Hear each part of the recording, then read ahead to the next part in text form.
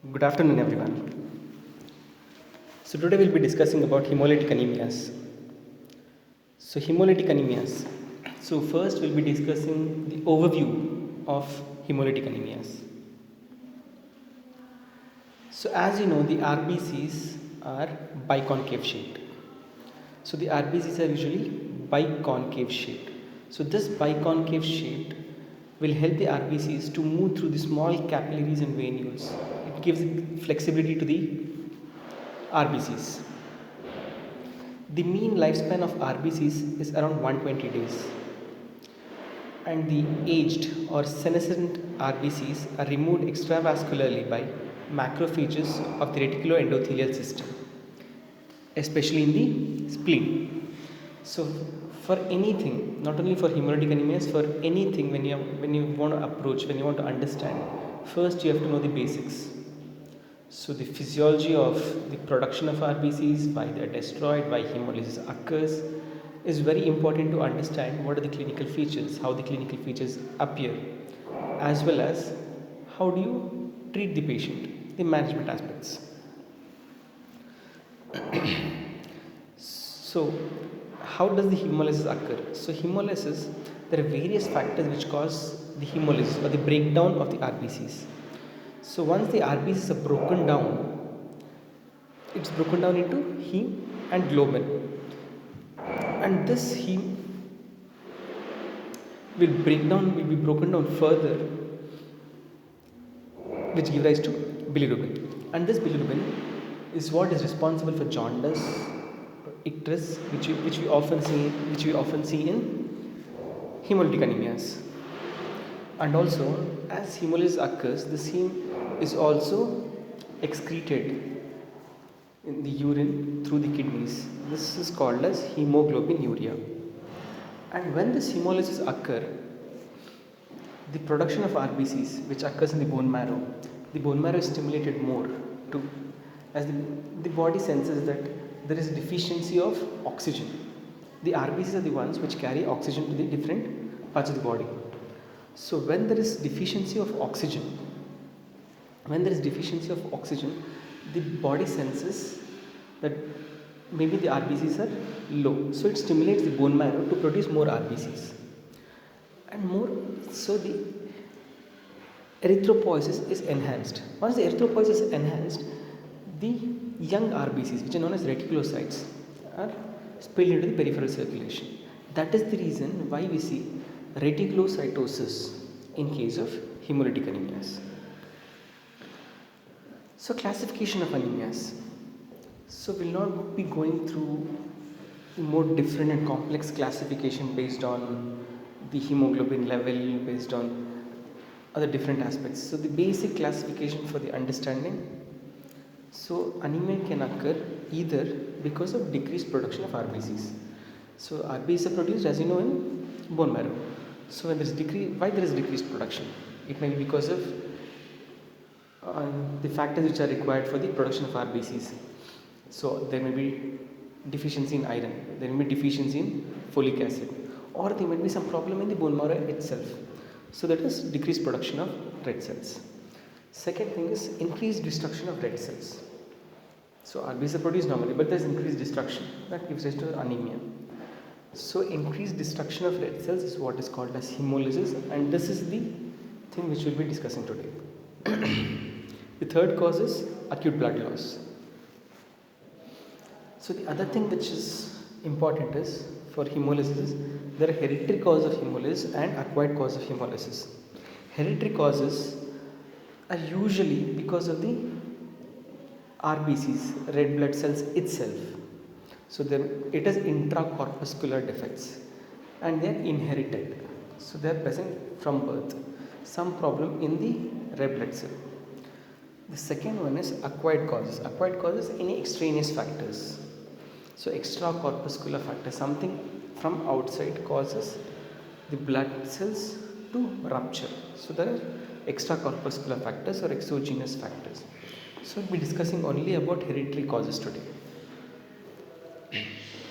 So one basic thing which you have to remember while diagnosis a case of hemolytic anemias is when you see a peripheral blood smear, there should be Mostly normocytic normochromic anemia, because blood cells are being ruptured but your iron is normal, other things are normal, so there should be normocytic. Second thing, reticulocytosis should be there. So because of hemolysis, more blood cells are produced, so more young RBCs are present in the peripheral smear. So reticulocytosis should be present. Third, hyperbilirubinemia or icterus. Because of breakdown of the RBCs, there is icterus. There are three essential components in blood in the red cells. One is hemoglobin, membrane cytoskeletal complex, and the metabolic machinery.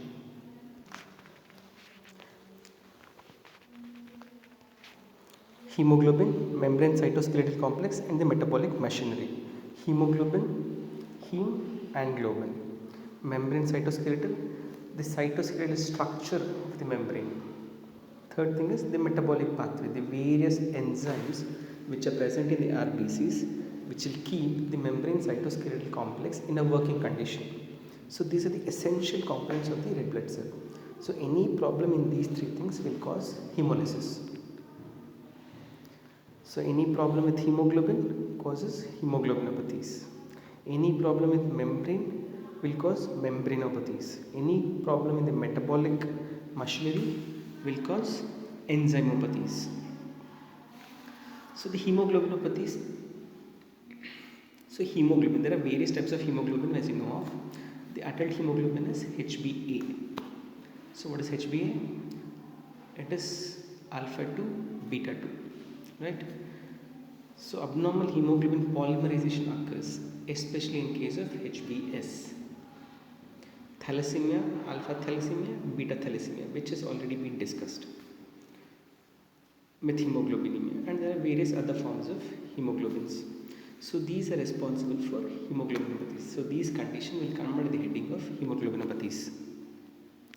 Second thing is membrane defects. Membrane defects are hereditary spherocytosis, hereditary ovulocytosis, hereditary elliptocytosis. And the third condition is enzymopathies. What comes under enzymopathies are glucose 6-phosphate dehydrogenase deficiency, pyruvate kinase deficiency, glucose 6-phosphate isomerase, aldolase, hexokinase. Any deficiency in these enzymes are responsible for your, as you can remember, glucose pathway, pentose phosphate pathway. So any problem in these will cause some damage to the RBC. So anyway, your thalassemia has been dealt with. So today we'll be dealing with two important conditions. One is sickle cell anemia. So sickle cell anemia is a disorder of red blood cells production that gives the blood cells a sickle shape during hypoxia. So as you know, normally these red blood cells are biconcave in shape. But during hypoxia, these sickle cells will become the shape of sickle or a crescent moon shaped, C shaped. So especially during hypoxia.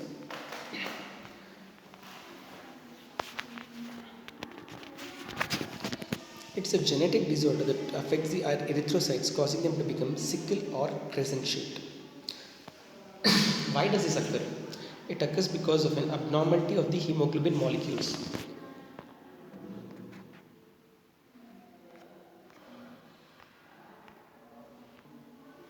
It occurs due to an abnormality of the hemoglobin molecule. So because of this, so it is not only the hypoxia that causes the sickling. If you remember the oxygen dissociation curve, so you've already read shift to right and shift to left. There are various conditions which will cause the curve to shift. So these conditions are, one is acidosis. So dehydration will lead to acidosis. 2,3-DPG or 2,3-diphosphoglycerate. So this thing, acidosis, dehydration, hypoxia. So these are the things which are responsible for the curve to shift, and these are exactly the factors which is responsible for the sickling of the RBCs. So when the sickling occurs, the normal RBCs, the biconcave RBCs, are very flexible and can easily move through the capillaries and venules. But the sickle-shaped RBCs, they are very rigid and they are sticky. So they stick to each other as well as to the blood vessels. When they stick to each other and to the blood vessels, the normally moving RBCs through the venules will not happen. So they get stuck in the small capillaries and venules. The viscosity increases. So it's a vicious cycle. So the hypoxia or dehydration acidosis will give rise to sickling. And the sickling will cause the blood to not easily flow. So this, once the blood is not easily flowing, it becomes viscous. So the viscosity increases. And when the viscosity increases, again same thing will happen again. So it's a vicious cycle. Unless until you intervene, this will go on continuing, which will give rise to various clinical manifestations which we're going to see. So why does it actually occur? As you know, the hemoglobin of an adult, a normal adult, is made up of two things, alpha 2 and beta 2. So in the sixth position of the beta chain, normally you have glutamic acid. But when this glutamic acid is replaced by valine, when this glutamic acid is replaced by valine at the sixth position of the beta chain, the sickling, it will be prone for sickling. It is not that the RBCs will always be in a sickle shape. Only when there is hypoxia, acidosis, only in these times it will become sickle shaped. So when there is loss of oxygen or hypoxia, the shape of the RBC changes into sickle shaped, which are rigid. The RBCs, they stick to each other and to the blood vessels, and when this happens, there is stasis of blood. So when there is stasis of blood, there is no movement of blood to the end organs, so there is hypoxia. And because of the stasis of blood, it will also cause what is known as vaso-occlusive crisis. Occlusion of the vessels. So it will give rise to severe pain.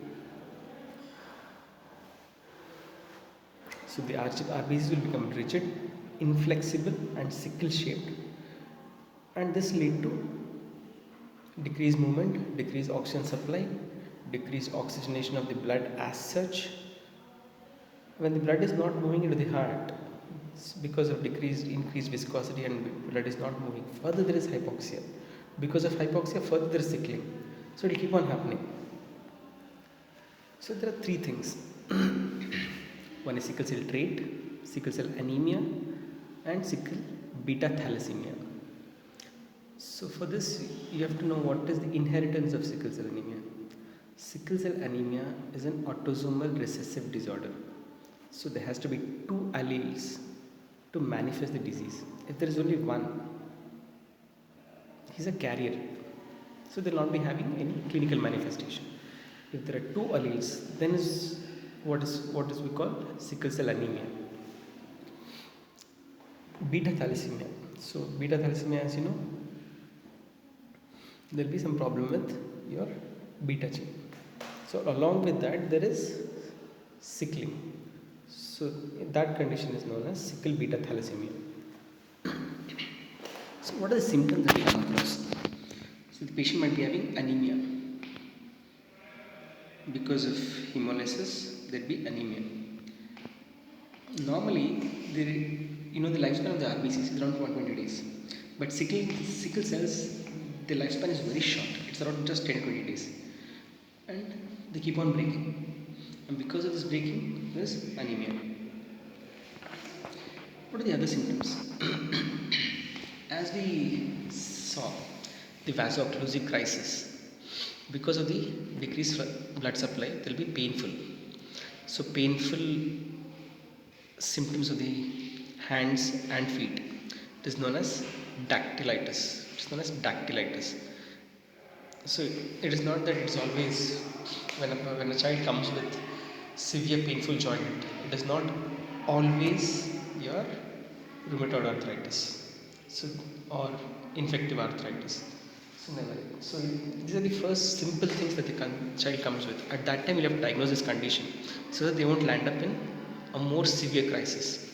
So when they come with severe painful joints or severe painful fingers and toes, it's called as dactylitis. Always suspect sickle cell. So these episodes of pain are usually periodic in nature. Whenever there is hypoxia, whenever there is dehydration, they'll be having this pain crisis. So it's called as crisis. So it's a major symptom of sickle cell anemia. So when the blood cells move through tiny blood vessels, especially in the fingers, chest, abdomen, joints, it will give rise to various kinds of crisis.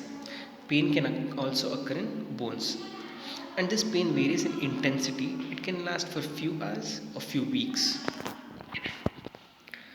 Painful swelling of the hands and feet, as we saw, are known as dactylitis, and also acute pain abdomen. They can come with acute pain abdomen, acute chest pain. So an adolescent comes with acute chest pain. It is not that you'll always suspect some cardiac cause or something.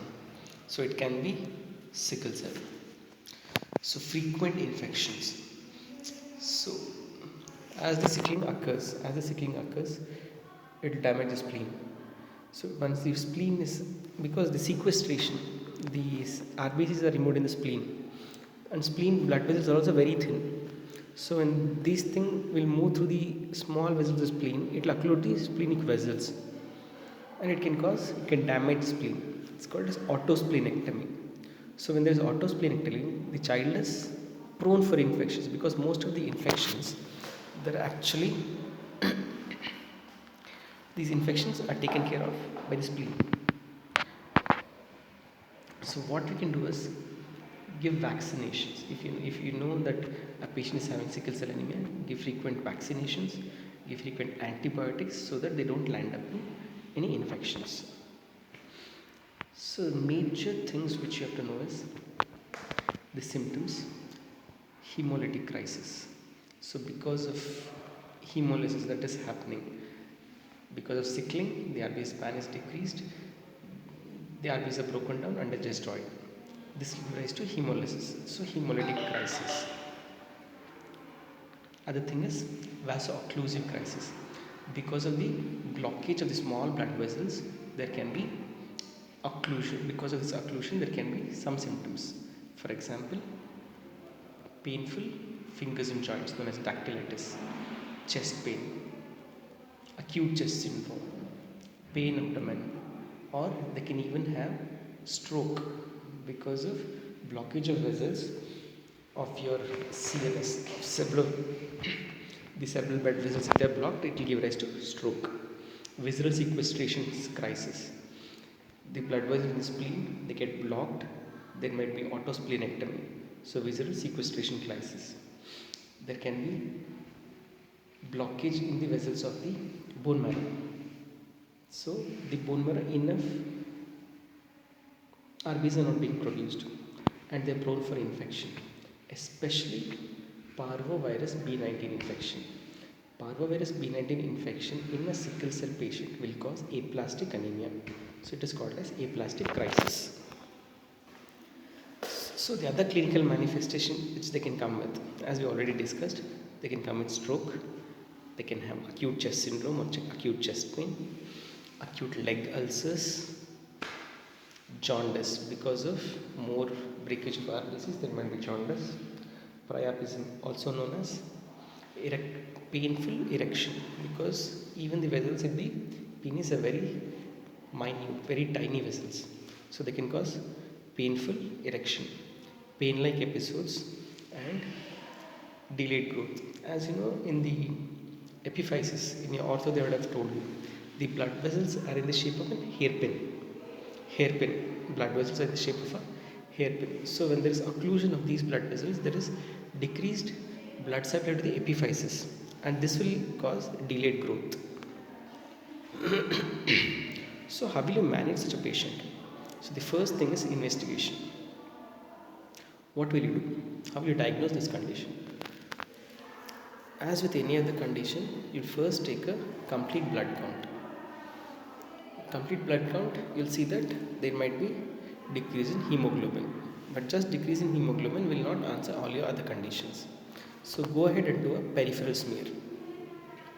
So especially if the child has come with some symptoms, say if he's having hypoxia, dehydration or metabolic acidosis, so when you do a peripheral smear at that time, you'll notice sickling. Not all the RBCs are sickled, few RBCs are sickled. So do a peripheral smear. How will you further confirm? You can further confirm by doing what test did you do here? Thalassemia, HB electrophoresis. So do hemoglobin electrophoresis. You'll know the percentage of sickle cell that is present. So that's how you'll investigate the patient. Treatment. So how will you treat this patient? So main thing is to avoid the patient to go to further crisis. So you know the reasons why the patient goes to crisis: hypoxia, dehydration, metabolic acidosis. So prevent all these things. How can you prevent hypoxia? See to it the patient is not prone for infections. Whenever he is having infection, supplement him with oxygen. See to it the patient is not dehydrated. See to it the patient is not gone for metabolic acidosis. Give more fluids. Whenever the patient is having severe painful crisis, relieve the pain. Give pain relieving medications. Give antibiotics or vaccinations to prevent infections. One more important thing in sickle cell anemia is the most common organism causing osteomyelitis in sickle cell anemia. It can be asked as an MCQ. Salmonella is the most common organism causing osteomyelitis in case of sickle cell anemia. So you should give antibiotics and vaccinations to prevent the child from going for infections. Hydroxyurea. What is hydroxyurea? Why do you want to give hydroxyurea? So I'll just tell you the mechanism. So hydroxyurea, what it will do is it will increase the amount of HbF. So you have alpha to beta 2 normal. HbF is alpha to gamma 2. So HbS is there, HbF is there. So when HbF increases, your HbS decreases. That is the rationale behind giving hydroxyurea, to decrease the amount of HbS that is present. The third one is for anemia, give blood transfusions. So that is the basic thing, the approach, investigations and management of your sickle cell anemia. Coming to the next topic, it is an enzymopathy. So as we saw, first three things: hemoglobinopathy, membranopathy, enzymopathy. So third one is enzymopathy. So we saw there are many various different enzymes. So the most common enzyme deficiency which we come across, which is important, is your glucose 6-phosphate dehydrogenase deficiency. So glucose 6-phosphate dehydrogenase, the one thing which comes to your mind is it comes somewhere in biochemistry or somewhere in the cycle, right? So which cycle? So glycolysis. So in that cycle there are many enzymes involved. So G6PD, why is G6PD so important? So G6PD is something which will give rise to NADPH. So you've heard about free radicals and all these things. So this is the one which will decrease those things, which will cause injury to the cell or the cell membrane. So this G6PD deficiency is characterized by hemolytic anemia, which is caused because of inability to detoxify the oxidizing agents. So your free radicals and all these things, they are oxidizing agents. They will cause injury to the membrane or the cytoskeletal structure. So this G6PD is involved in a cycle which will give rise to NADPH, which will further help in detoxification of all these radicals, So when that is not happening, the membrane, the cytoskeletal structure will be damaged and will cause to the breakage of the cell and the cell membrane, which will cause to hemolysis. One more thing which you'll have to remember is inheritance. Inheritance of all these conditions is very important to know who might be affected, who might not be affected. So G6PD is a condition which is X-linked. It's one of the very few conditions which are X-linked. So if it's an X-linked, who will be commonly affected? First thing which you'll have to know is whether it's an X-linked recessive or X-linked dominant. X-linked dominant, anyone can be affected. X-linked recessive, most important thing, only males are affected, because males are having XY chromosomes, females are having XX chromosome. So one X is abnormal, the other X is normal, they will not be manifesting the disease. But males having only X and Y chromosome, so one X is abnormal, they will definitely manifest the disease. So it's an X-linked recessive condition. So usually, mostly, only males are affected. So we will not go through the whole cycle of the glycogen pathway in the biochemistry. We just know why is this G6PD important. So this oxidants will cause RBC membrane damage. So normally what will happen, this glucose 6-phosphate, and this glucose 6-phosphate, this glucose 6-phosphate dehydrogenase acts on glucose 6-phosphate to produce NADPH, and this NADPH is one which is responsible for detoxifying the oxidant agents. So detoxifying these radicals are also agents which will rotate the cytoskeletal structures in the cell. So 3P, that is pentose phosphate pathway. So this is the one which is responsible. So if at all this G6PD is not there, NADPH is not produced. When NADPH is not produced, the oxidants will damage the RBC membrane and the hemoglobin. When this is damaged, there is hemolysis. When hemolysis is there, so there is membrane damage of the membrane, and it will cause this damage of the membrane, which will cause hemolysis. Okay, and there is something called as Heinz body, which will come to it. So when can this hemolysis occur? So your sickling, which we saw, will occur most probably during your hypoxia, during your dehydration, during your metabolic acidosis. These are the precipitating factors which will cause sickling. Similarly, there are some precipitating factors which will cause hemolysis in case of G6PD deficiency. It is not that these two patients will always be having hemolysis. Only in certain conditions they'll be having this. So they're usually not diagnosed at birth. They're usually not diagnosed. Only when they precipitate, some precipitating condition is there and which will cause the hemolysis. Only at that time we'll be able to diagnose this. So what are the precipitating causes? So sulfur containing drugs. So antibiotics, sulfamethoxazole, cotrimoxazole, antimalarials, especially primaquine, antipyretics, acetonilate. So there are a list of sulfur containing drugs. This is a very brief list. So there is a list of sulfur containing drugs which will cause hemolysis. So when you have a patient with G6PD, you should give them a list of sulfur containing drugs which they have to avoid. So if they take any other things, they'll be fine. But when they take sulfur containing drugs, they'll be having hemolysis. The other thing which can cause hemolysis, the long beans, which are known as fava beans. So when this hemolysis is precipitated, the clinical features which they usually come with are anemia, dark urine or hemoglobinuria, enlarged spleen because of more hemolysis, pallor, tachycardia, breathlessness, fatigue, jaundice. So when you do a peripheral smear in these patients, you'll see that the RBCs are there and some blebs are present in the RBCs. These are called as Heinz bodies, H-E-I-N-Z. So Heinz bodies. So Heinz bodies are characteristic of glucose 6-phosphate dehydrogenase deficiency.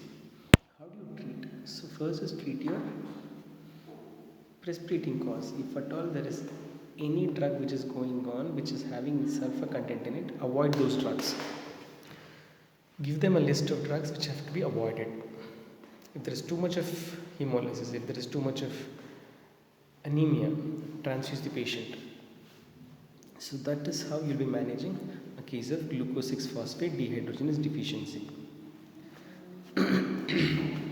So the other thing which is important is hereditary spherocytosis. Hereditary spherocytosis. So first we saw about hemoglobinopathy, we saw about enzymopathy. The third one is membranopathy. Membranopathy is hereditary spherocytosis. What happens in hereditary spherocytosis? Normally, as you know, your RBCs are biconcave shaped. In hereditary spherocytosis, the RBCs are spherical shaped. So when the RBCs are spherical shaped, again they will not be able to easily move through the small vessels. They will not be able to move through the small vessels. Why does this spherical shape appear? The main reason is the cytoskeletal structure, the membrane. The membrane, they have different proteins. So there will be some abnormality in these proteins which will give rise to the abnormal structure of the RBCs.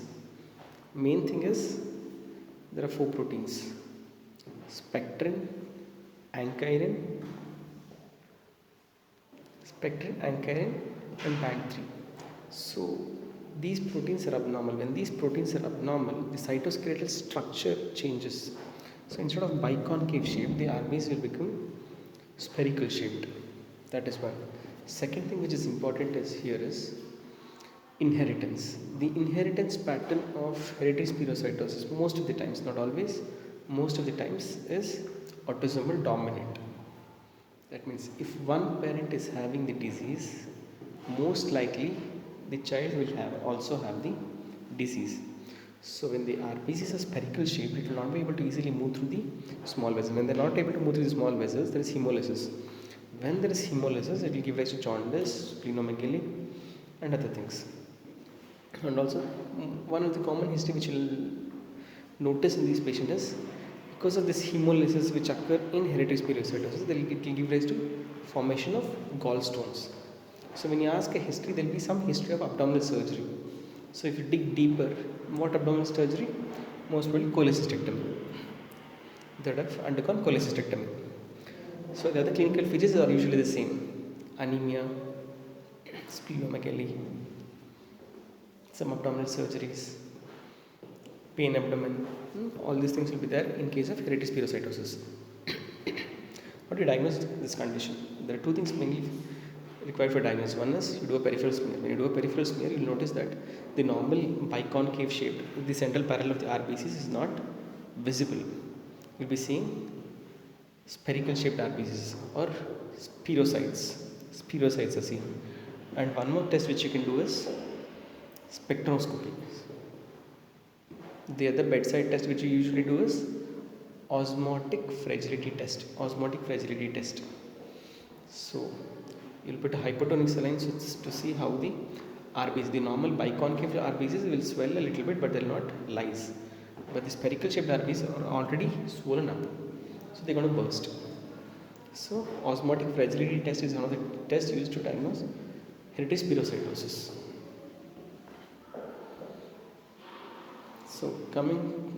So that is about your hemolytic anemias, mainly your hemoglobinopathy, membranopathy, enzymopathy. Thalassemia has already been discussed. So there is few assignments for you. Classify acquired hemolytic anemia. So I have discussed only about hereditary. So classify acquired hemolytic anemia. Write a note on autoimmune hemolytic anemia. So AIHA, autoimmune hemolytic anemia. Write a note on paroxysmal nocturnal hemoglobinuria. This is important both for your medicine as well as your pediatrics. Note on paroxysmal nocturnal hemoglobinuria, pathophysiology and management of hereditary spherocytosis, which I have discussed in brief now. So you have to write about pathophysiology and management of hereditary spherocytosis. Thank you.